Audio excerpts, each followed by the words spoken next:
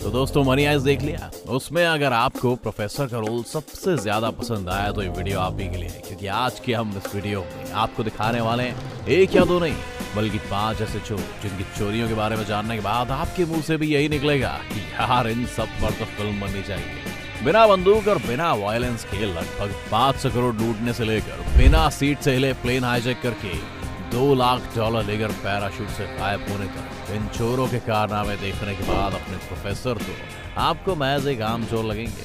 तो चलिए शुरू करते हैं। D.B. Cooper, Dan Cooper. 24 नवंबर 1971 का दिन था। एक शख्स अमेरिका के पोर्टलैंड से वॉशिंगटन जाने के लिए प्लेन के 2 टिकटों के साथ प्रवेश करता है। वो शख्स अपना नाम बताता है डैन कूपर। जब प्लेन हवा में उड़ चुका था तब कूपर ने एक एयर होस्टेस को अपने पास बुलाने के लिए इशारा किया।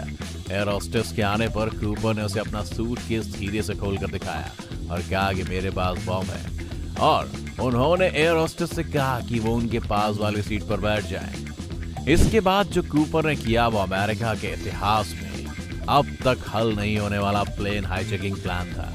वहीं सीट पर बैठे बैठे कूपर ने अपने शातिर दिमाग से अपने पूरे मैसेज को पायलट और सिएटल के एयर ट्रैफिक कंट्रोलर तक पहुंचा दिया।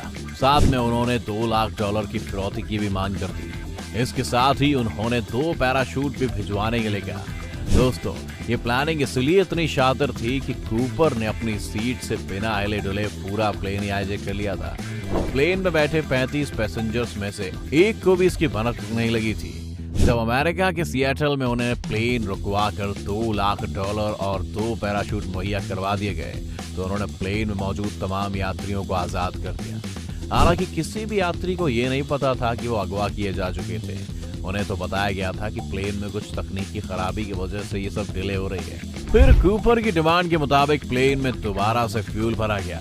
क्रू और पायलट के अलावा प्लेन में अब सिर्फ कूपर मौजूद थे। अब फिर उन्होंने हवा में ही पैसे के बैग को अपनी कमर में बांधा और पैराशूट लेकर नीचे कूद गए।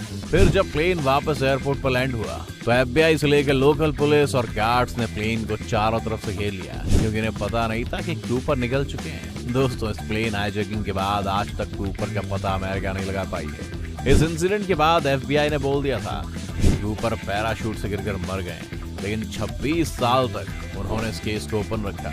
इससे ये भी पता चलता है कि वो झूठ बोल रहे थे। और D.B. कूपर के शातिर हाईजैकिंग प्लान इतिहास का सबसे शॉकिंग इंसिडेंट बन गया। सोसाइटी जनरल बैंक डकैती।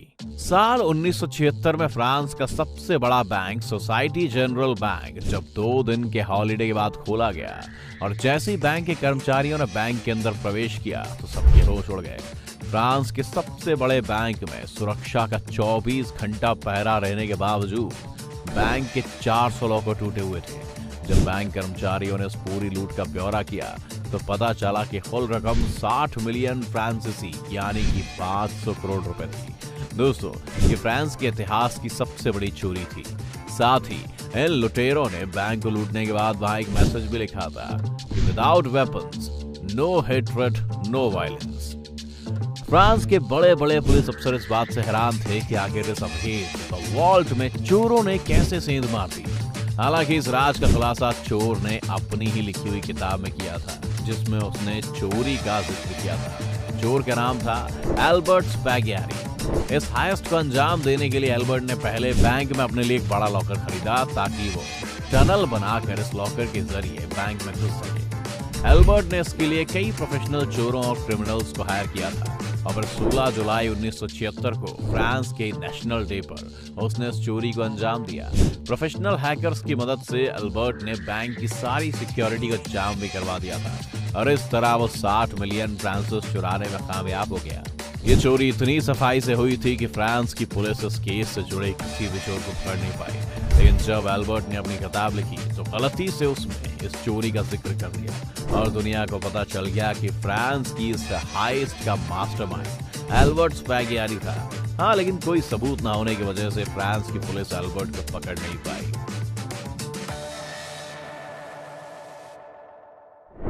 Harry Winston robbery. पेरिस का दुनिया भर में फेमस ज्वेलरी स्टोर है हैरी विंस्टन, जहां से दुनिया के नामी लोग अपने लिए ज्वेलरी खरीदना पसंद करते हैं। एक शाम इस ज्वेलरी स्टोर पर 3 हसीन लड़कियां और एक बिजनेसमैन जैसा दिखने वाला व्यक्ति आता है। ये वो समय था जब स्टोर क्लोज होने वाला था और जैसा कि आप सभी जानते हैं कि शॉप के मालिक यही चाहते हैं कि उनके यहाँ से कस्टमर खुश होकर निकले और तब उन्हें देखकर स्टोर का मैनेजर उन्हें ज्वेलरी खरीदने के लिए मौका देता है। तभी उन तीनों लड़कियों में से एक लड़की ने अपने बैग से गन बाहर निकाल ली और दूसरी लड़की हाथ में बॉम्ब ग्रेनेड ले लेती है। तब स्टोर के वर्कर्स और मालिक को पता लग जाता है कि उनका स्टोर डकैती का शिकार होने वाला है। हैरी विंस्टन के स्टोर पर उस दिन किसी आम चोरों ने डकैती नहीं डाली थी, बल्कि वो पिंक पैंथर के गैंग से थे। पूरी दुनिया में करीब 12 करोड़ डॉलर की डकैती कर चुके थे। उन्होंने हैरी विंस्टन स्टोर से रूबी और हीरो का वो कलेक्शन लूटा था जिसकी स्टोर के अनुसार कुल कीमत 811 करोड़ रुपए थी। इस चोरी के बाद इस गैंग का आज तक कोई पता नहीं चला है कि ये कहां गायब हो गए।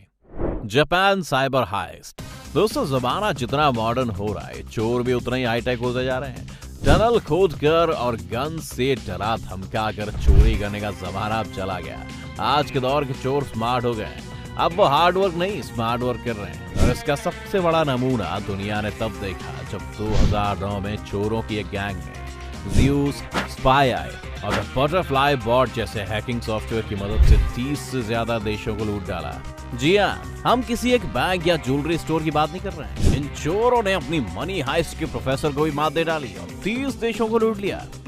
इन हैकर्स ने न केवल बैंक अकाउंट्स को खाली किया, बल्कि कई एटीएम्स को भी हैक करके खाली कर डाला।